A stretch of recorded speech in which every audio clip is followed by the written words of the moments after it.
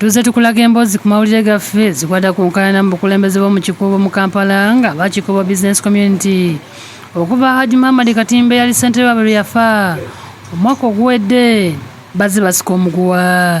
Oluvannyuma lw'okuziika Haji Katimba olukiiko lwe yali akulembera nalwo lwatuula ne lusalawo yali amyuka Katimba nga ye Haji Siraje Ssebadduka owa Sena okusigala ng'akola nga ssentebe.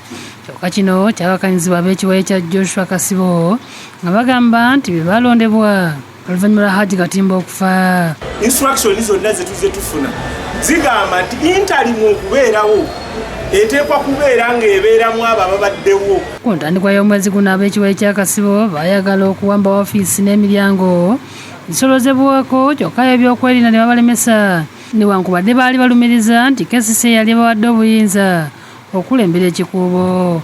Buvunaanyizibwa bwo okusooka okwekuuma ne weeyambisa ate abalala baddako. Era ensonga ne beetuuse yonna tufubuka ng'otukirira ofiisi yaffe. Tulina okuba n'omukulembeze wa Kontikko obvious.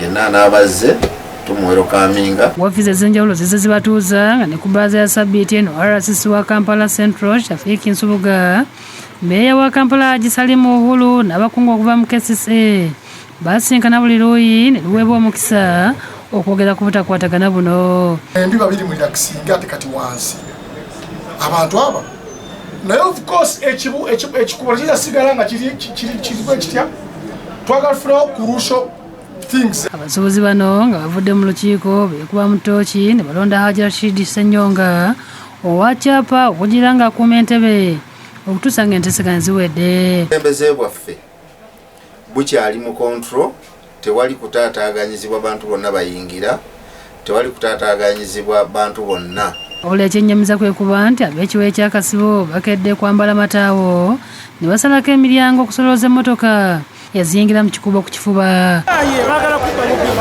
Kasibo bennyini ate sinaabamu muyadde musuubuzi.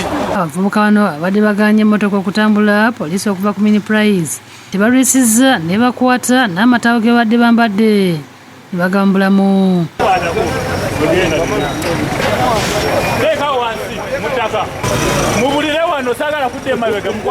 Abasuubuzi babalangidde okweyagaliza ne basaba gavumenti ateeke okulonda okumalawo okusika omuguwa. Okulonda kubeerewo, oli yeesimbewo, abasuubuzi bamulonde kibeere official mu mateeka. Twagala kulonda otuuseewo. Bano lwaki mubagobye? Wangi tebalina buvunaanyizibwa kutegeka kikuubo. Miriam Buyondo yakusakidde eggulu eno ku Lwabukedde TV.